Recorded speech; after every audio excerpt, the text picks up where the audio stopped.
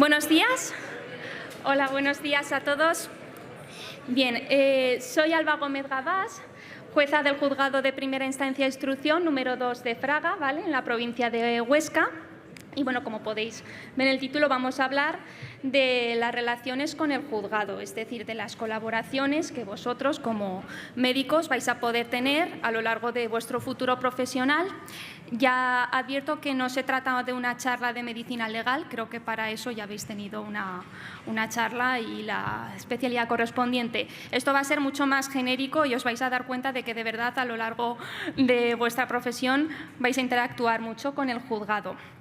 Lo primero de todo, y antes de seguir, os quería dar la enhorabuena a todos por haber realizado el examen. Yo soy muy consciente de lo duro que es una oposición, y haber conseguido hacer un examen que además este año me consta que ha sido muy difícil, pues es todo un mérito. Vamos a ver entonces de qué vamos a hablar en concreto. Bien. Son estos puntos en concreto. El primero de todos, simplemente el sistema judicial español. Ahí vamos a hacer unas dos pinceladas. Luego, la responsabilidad del residente. Esto realmente es una cuestión administrativa, pero entiendo que puede ser de vuestro interés. La mala praxis, aquí sí que nos detendremos un poquito más en distinguir cuando estamos ante una mala praxis y las posibles responsabilidades que acarrea. Los documentos médicos legales, sobre todo vamos a hablar de los partes de lesiones, bueno, de los partes médicos en general y de la historia clínica. Y a continuación, las muertes naturales y muertes violentas o sospechas de criminalidad. En último lugar, las colaboraciones con el juzgado, que allí nos detendremos bastante. En primer lugar, nuestro sistema judicial. Bueno, aquí he puesto un artículo de la Constitución, artículo 117 de la Constitución española, apartado primero, que nos establece lo que podéis ver en pantalla, que la justicia emana del pueblo, se administra en nombre del rey, por los jueces y magistrados, integrantes del Poder Judicial, independientes, inamovibles, responsables y sometidos únicamente al imperio de la ley. Todo este artículo, ¿por qué lo pongo? Pues porque soy jueza y de verdad que a veces me dicen, ¿eres jueza? Y yo, sí. Y dices, ¿y entonces haces juicios? Y yo, pues sí, hago juicios porque soy jueza. La función que tienen los jueces es administrar justicia, es decir, ejercer la potestad jurisdiccional, y, por tanto, la función principal es juzgar y luego hacer ejecutar lo juzgado, es decir, resolver y velar porque se cumpla lo que se resuelve. Por supuesto, hacemos más cosas que juicios, pero también los hacemos. En cuanto al sistema judicial español, a ver, aquí realmente simplemente he puesto los órganos judiciales que hay en España, los que ejercen esta potestad jurisdiccional que acabo de indicar. Simplemente los menciono aquí, están ordenados para que nos entendamos, a grosso modo, como de menor a mayor, pero luego el día de mañana, cuando os llegue una citación de un juzgado, pues puede ser de cualquiera de los que veis en la pantalla. No obstante, lo más probable es que sea de algunos de los que se mencionan en el segundo lugar, pues de primera instancia e instrucción, mercantil, violencia sobre la mujer, bueno, todos estos. Yo, como he indicado en concreto, estoy en un juzgado de primera instancia e instrucción, que lo que significa, para que nos entendamos, que veo asuntos civiles y también veo la preparación del proceso penal. Y esto es simplemente lo que vamos a ver del sistema judicial, porque ya continuamos con la responsabilidad del residente. Como he advertido, esto es una cuestión muy administrativa, pero entiendo que os pueda preocupar las responsabilidades en las que podéis incurrir, pero a este nivel administrativo. Lo primero que quiero explicar es que, en cuanto empecéis a ejercer la residencia, ¿vale?, vuestra profesión no está regulada de manera genérica en el Estatuto de los Trabajadores, sino que tenéis una regulación especial, lo que se llama una relación laboral especial, que está regulada en el Real Decreto que se menciona allí al principio, el 1146-2006, ¿vale?, que va a regular vuestro estatuto concreto. Y en cuanto al régimen disciplinario, es decir, esa responsabilidad, las faltas en las que vais a poder incurrir, están previstas en el capítulo 3 de este Real Decreto, Las faltas pues pueden ser leves, graves o muy graves. Ahora bien, os preguntaréis, ¿y cuándo sé que lo que estoy cometiendo es una falta leve y cuándo va a ser una falta muy grave? ¿Cuáles son los distintos hechos? ¿Dónde está previsto? Bueno, pues allí este Real Decreto hace lo que se denomina una remisión legislativa y nos va a remitir al Estatuto Sanitario, que es la Ley 55/2003, los artículos, bueno, los que veis en pantalla, el 72, apartado 2 y siguientes, allí. A efectos prácticos, para que nos entendamos, ¿cuándo vais a estar cometiendo una falta muy grave? Pues, hombre, con cosas, como su nombre indica, ya de cierta entidad. Evidentemente estamos hablando de cosas graves como, por ejemplo, pues, quebrantar el deber de respeto y de secreto de los datos del centro en el que estéis. Pues eso sí que daría lugar a una falta grave. Frente a ello, pues una falta leve, por ejemplo, pues una inasistencia injustificada. Las sanciones que corresponden a estas faltas son las que se prevén en el artículo 14, este sí que es el del Real Decreto que acabo de mencionar, el que regula vuestro estatuto concreto. Lo primero, habrá que estar al convenio colectivo, pero si no, las faltas leves, lo que veis allí, un apercibimiento, es decir, un simple toque de atención.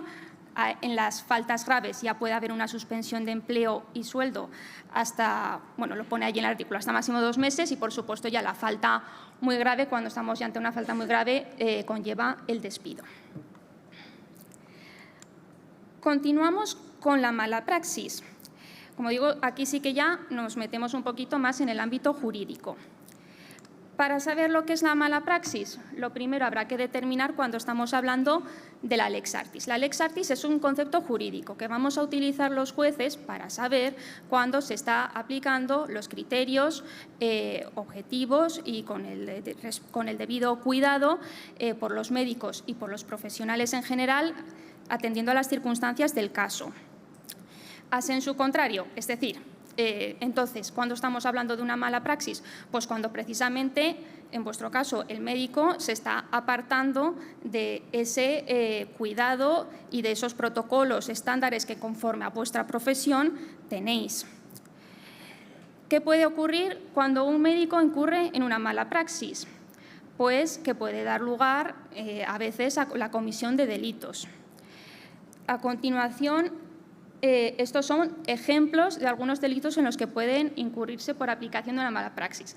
Aquí hago un paréntesis porque puede esto igual asusta un poco y decir, madre mía, me estoy metiendo a médico y puedo cometer ya solo de esto delitos con penas de hasta prisión. Vamos a ver. Hago un llamamiento a la calma. Como acabamos de advertir, mala praxis es cuando nos estamos apartando de los protocolos que tenéis establecidos y cuando estáis atendiendo a lo que de manera normal tiene que hacer un médico con la debida diligencia. Como advertís, he puesto un listado de delitos, pero en todos se menciona el término imprudencia. Vamos a ver. Creo que en la carrera algo se explicaron del dolo y de la imprudencia. Bueno, así, para que nos entendamos entre nosotros, el dolo va a ser cuando yo sé que esto está mal y aún así lo hago, porque quiero cometer este delito. Frente a ello, la imprudencia no es querer eso, pero hay lo que se denomina la inobservancia del debido objetivo deber de cuidado, o sea, que me aparto de esa diligencia debida. Por eso es más habitual que la mala praxis dé lugar a delitos, pero por imprudencia, sobre todo delitos de lesiones por imprudencia, que a su vez podrá ser grave o menos grave. Ejemplos de grave, pues hombre, tienen que ser cuestiones también muy flagrantes, o sea, apartarse, como digo, de criterios muy objetivos, no dar la medicación que corresponde o, por ejemplo, un ejemplo muy evidente, que os llegue un paciente con un dolor torácico y no le hacéis un electro, pues allí sí que se podría llegar a apreciar. Cuando se denuncia a un médico por una mala praxis, claro, llega esta noticia al juzgado y sí que va a iniciar lo que se denomina el proceso penal un poco para preparar a ver qué ha pasado allí, hacer las diligencias correspondientes. Luego habrá que ver al final pues si realmente hay indicios de que efectivamente se ha cometido la mala praxis, o bien se determina por el informe forense correspondiente que en realidad se ha actuado conforme a los protocolos establecidos y, por tanto, no se puede apreciar la misma. Pasamos a los documentos médicos legales. Los documentos médicos legales son, bueno, todos los que veis en la pantalla: parte, receta, informe, certificado, consulta, historia clínica, oficio, declaración, tasación. Bueno, de todos estos yo me centro sobre todo en el parte y en la historia clínica. En cuanto al parte, el parte de urgencias, que os vais a hartar a hacer partes. Haréis partes y entonces os preguntaréis, pero vamos a ver esto, luego lo envían al juzgado, llega a algún lado, ¿qué se hace? Pues vamos a ver, sí que llega al juzgado y además lo miramos, ¿vale? Llega al juzgado de guardia, un parte generalmente, ¿no? Bueno, pues puede ser de lesiones. ¿Y nosotros qué miramos, los jueces? Bueno, pues nos vamos a fijar mucho en el tratamiento médico que ha necesitado la persona, porque ya ahí nos está dando una pista de si estamos ante un delito de lesiones o simplemente son unas lesiones leves o ni eso. O sea, quiero decir, si llega al parte y dices que esta persona se ha intoxicado, vale, le vamos a dar un número para que quede registrado, pero procederemos automáticamente a acordar lo que sería el archivo provisional. Pero frente a ello nos llega un parte que nos dice, pues ha necesitado puntos de sutura. Bueno, pues hombre, allí igual y encima pone y agresión y ha necesitado puntos de sutura. Hombre, pues allá nos quedamos, decimos, antes de archivar provisionalmente, pues igual oficiamos a la Guardia Civil a ver aquí qué ha pasado, aunque también luego suele ser frecuente que nos llega el parte y luego ya la Guardia Civil nos ha hecho el correspondiente informe, con lo cual todo queda ya registrado. Insisto mucho en el parte porque de verdad es muy importante para los jueces, sobre todo cuando comenzamos los procedimientos, porque, pues por ejemplo, nos llega una persona que está diciendo que ha sido agredida por otra, yo qué sé, que le han pegado en el brazo, y entonces vemos que en el parte de urgencias efectivamente tiene unos hematomas en el brazo donde dicen que le han pegado y está ahora solicitando pues una medida, por ejemplo, de alejamiento frente a la persona que denuncia.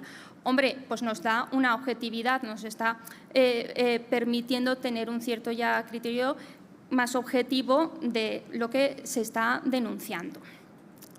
Luego, como digo, nos centramos también en la historia clínica. En cuanto a la historia clínica, a ver, os tenéis que quedar sobre todo con esta idea.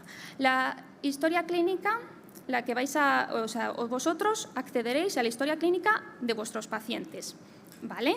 De vuestros pacientes. Luego vamos a ver alguna excepción, pero esto es muy importante. Es decir, no os metáis en las historias clínicas de las personas que no son vuestros pacientes, porque si no, puede eso dar lugar, de verdad, a no la hecatombe, pero bueno, está muy mal.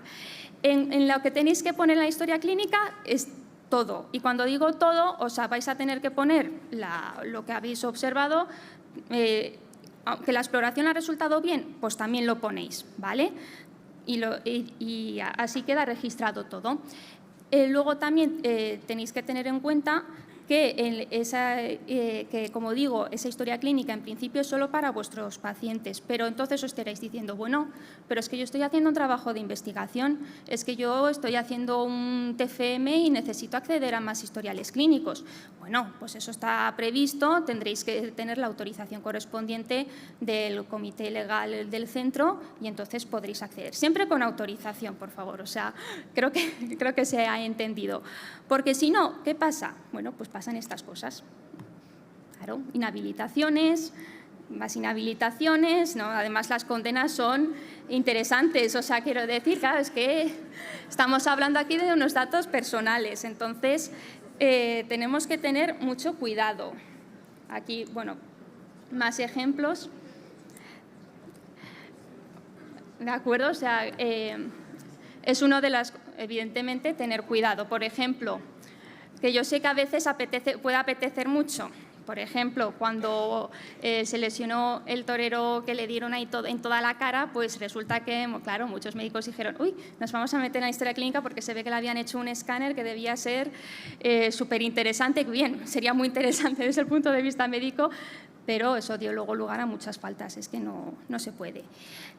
También al mismo tiempo, también digo que la historia clínica puede ser, os parecerá extraño, pero puede ser que desde el juzgado os la pidan de algún paciente. Puede ser que estemos en medio de un procedimiento y el juez pues haya decidido que sí que quiere ver la historia clínica completa de una de las partes en el juicio. Entonces, que tampoco os extrañe eso. Muertes naturales y muertes violentas. Bueno, esto sí que es más médico-legal, pero también entiendo que eso puede ser de vuestro interés a modo genérico, pero por las siguientes cuestiones. ¿Cuándo certificamos una muerte? Vamos a ver, certificamos una muerte natural y cuando no tenemos duda ni de criminalidad, o sea, ni de sospechas de criminalidad, ni de, bueno, de eso, que no haya ninguna duda de las causas de la muerte. En el momento que tenemos alguna duda, no certificamos la muerte. Y entonces ya entramos otra vez en juego el juzgado. ¿De acuerdo? Ejemplos también prácticos. Vamos a ver, tenemos a Paquita. Paquita es paciente nuestra, sabemos que tiene problemas de corazón, pero de repente la encuentran en su casa tirada en el suelo y además que con un golpe en la cabeza y todo derramado, vamos, ha derramado sangre en el suelo.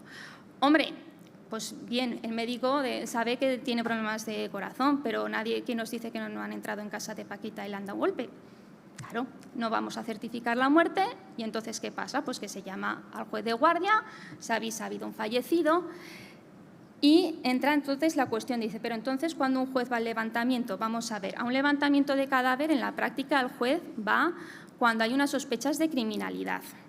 O sea, ¿esto qué quiere decir? Si nos avisan, vamos a ver que es un fallecido, pero todo apunta que es un suicidio. O todo apunta en principio lo que decimos, digo, hombre, en principio parece que será una parada cardiorrespiratoria, que no lo podemos asegurar por el ejemplo de Paquita, pero entonces apunta eso. Bueno, pues entonces la propia ley ya dice que el juez entonces delegue en el médico forense, lo autoriza para que vaya en su nombre, lo compruebe. De todas formas, siempre atento al teléfono porque podría ocurrir que de repente el médico forense dice, oye, mira que aquí igual ha pasado más de lo que en un principio pensamos.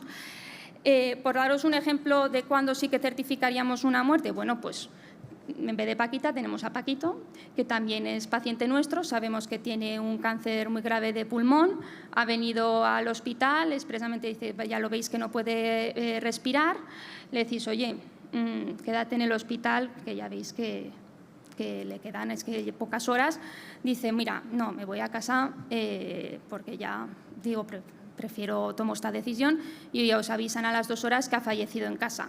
Hombre, pues igual esa muerte sí que se puede certificar. Colaboraciones con el juzgado. Aquí, como digo, sí que nos vamos a detener más. ¿Cómo puede intervenir un médico en un juicio? Bueno, y en un juzgado en general. Bueno, tenemos aquí estos 3 monigotes. De los que estáis en la sala, ya os digo que vais a intervenir de alguna de esta manera. Sobre todo como testigo es más que probable. Entonces empiezo por el testigo. A ver, porque estáis ahí vosotros en vuestra residencia muy felices y de repente dicen, me acaban de citar para el juzgado que tengo que ir a declarar como testigo, pero de un parte que hice hace un año, yo ya no me acuerdo de nada. ¿Qué pasa? Vamos a ver. Es todo mucho más normal. Vais como testigos, os vais a tener que explicar pues, lo que pasó, lo que visteis en aquel momento concreto y siempre respondiendo de la manera más clara posible, ¿vale?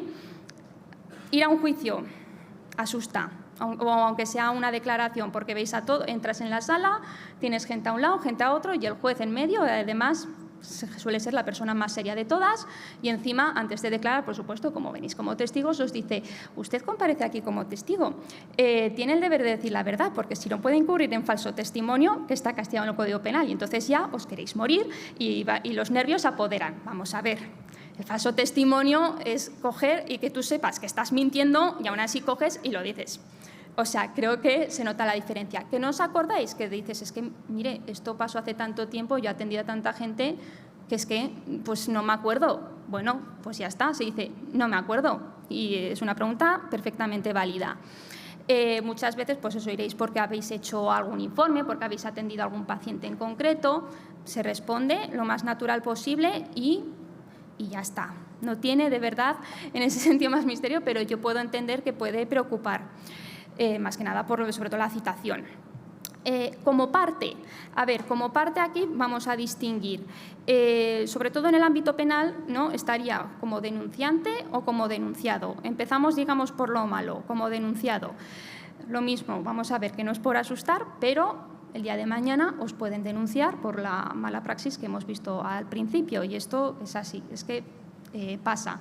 Y ya adelanto, y no es tampoco aquí por hacer huidas, pero con una búsqueda rápida en Internet se ve que las denuncias sobre todo son en ámbito de ginecología y de traumatología. Ahora los que estáis pensando en esa especialidad dices, pues me voy. No, hombre, no, por favor. Si tenéis vocación, seguís. Pero nada, o sea, buscando en Internet veréis que por porcentajes es donde más se denuncia. Es una situación muy angustiosa, evidentemente a nadie le gusta aparecer como investigado en un proceso, pero también tenéis que pensar que si habéis actuado pues, conforme a lo que hemos mencionado antes, esos criterios, habéis seguido los protocolos, los criterios objetivos, aplicasteis toda vuestra diligencia al caso concreto, pues se continuará el proceso, pero llegará un momento en el que si eso es así se verá que no puede continuar y que no hay delito alguno.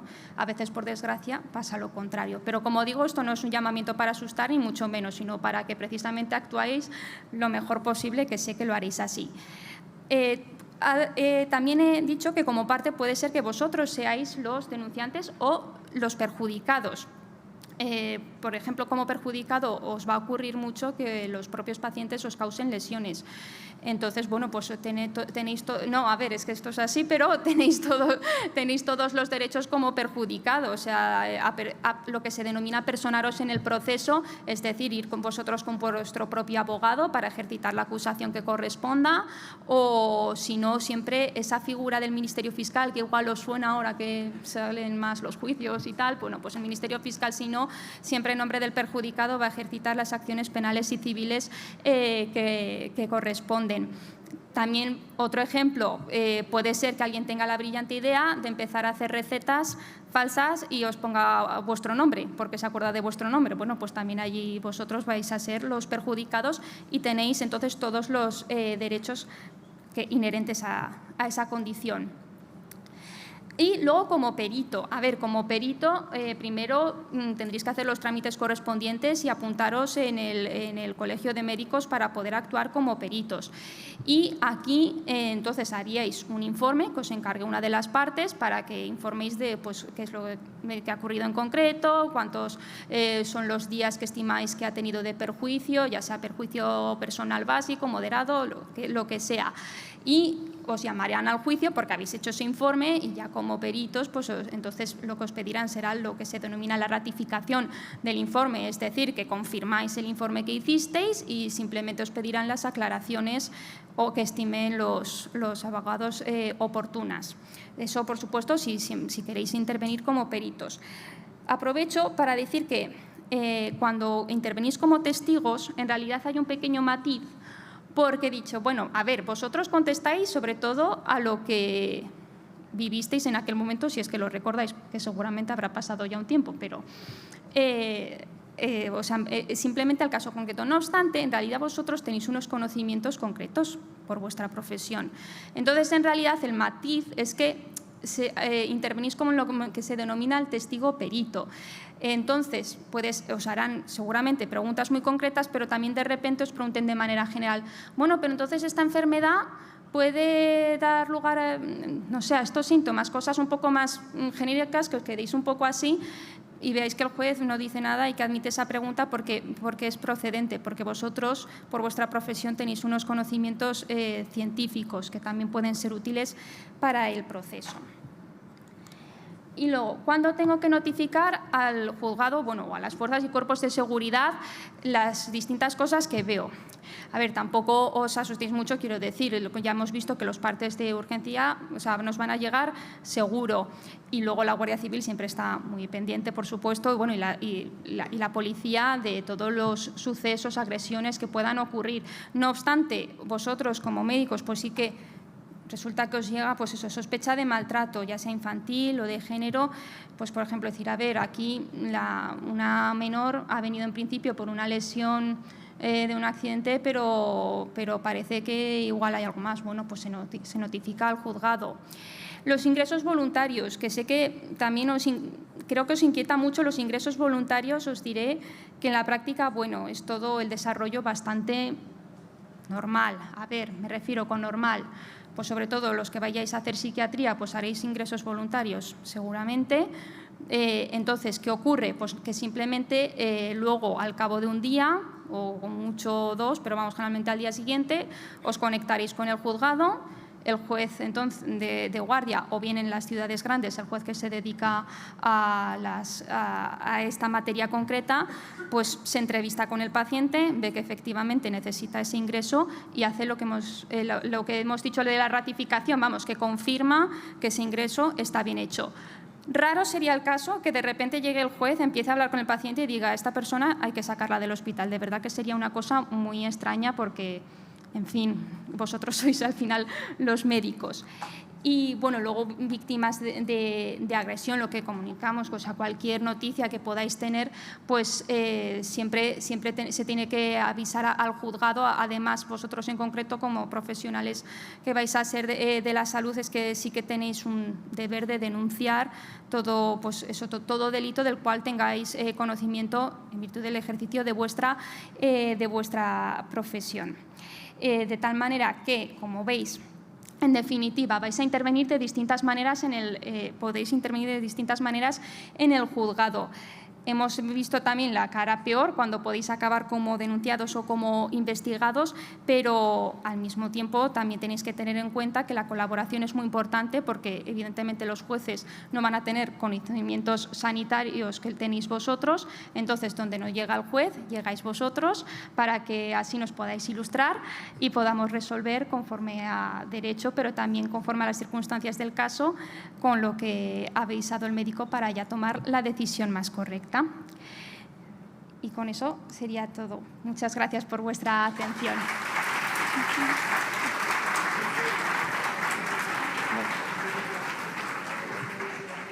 Vale, pues me dicen que no hay preguntas desde el streaming. No sé si hay alguna pregunta por aquí.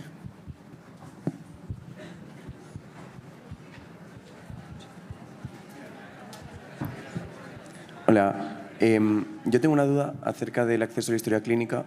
Claro, como no es propiedad del paciente, ¿un médico puede acceder a su propia historia y además puede recetarse fármacos a sí mismo si están indicados? A ver, lo digo esto de un conocimiento muy genérico, pero creo que vosotros como médicos, a vosotros creo que os podéis recetar, pero esto lo digo más por los conocidos que tengo, sí, que porque a mí desde luego al juzgado no me ha llegado el problema del que planteas, pero por eso te digo, creo que sí, que no hay problema. Vale, gracias. Yo tenía una pregunta. Sí. Aquí. Ay, vale, que no veo, perdón. ¿Para ser perito es necesario hacer el máster de peritaje o te puedes apuntar exclusivamente al Colegio de Médicos? Pues mira, la tramitación concreta la tenéis, o sea, está todo regulado. Sé que mínimo os tenéis que apuntar en el Colegio de Médicos, yo seguro, creo, pero lo del curso entiendo que sí, pero es que no te lo puedo garantizar. Sí que una vez os inscribís, luego ya entonces el juzgado va a tener su listadito, ¿vale? De peritos, si queréis ser peritos judiciales. De peritos judiciales, eso ya es forense, o sea, me refiero, si queréis ser peritos judiciales, luego el juzgado tiene su listado y va llamando al que esté disponible de ese listado. Claro, porque no, o sea, entrarían como peritos judiciales los médicos forenses exclusivamente. Los peritos, los peritos judiciales son los médicos forenses que están dispuestos para acudir cuando se lo requiere el juzgado. Luego otra cosa es el perito privado. El privado, que pues una parte le pide que por favor haga un informe para que luego se mire en el juzgado. Eso es otra historia, sí. Vale, muchas gracias. ¿Yo? Vale. Hola. Tengo una duda. Por ejemplo, si yo genero un parte de lesiones, ¿sí?, y mi paciente no pretende denunciar, aún así yo tengo que avisar al juzgado. Bueno, vamos a ver, es un poco lo que hemos dicho, o sea, dependerá un poco de la entidad de la lesión, ¿eh? O sea, quiero decir, si estamos hablando de unas lesiones leves, es que de hecho, si lesiones leves son lesiones que no necesitan tratamiento médico o quirúrgico, o sea, por mucho que tú le veas una lesión, pero es que lo mandas a casa con un ibuprofeno, entonces hay lo que se llama un requisito de perseguibilidad, que es que la persona va a tener que denunciar, el propio afectado, porque si no, no seguimos adelante, porque nos falta la denuncia. De todas formas, ya digo que luego, a ver, en el momento que hay una agresión y eso, la Guardia Civil suele hacer su informe. Raro sería que no. Cuando ya estamos hablando de cosas de entidad, o sea, tampoco os apuréis mucho por eso, pero de todas formas, bueno, hago un llamamiento también, que digo que si os preocupa cualquier cosa, llamar al juez de guardia. Preguntéis quién es el juez de guardia y ya está, tampoco, o sea, no tiene tampoco mucho misterio.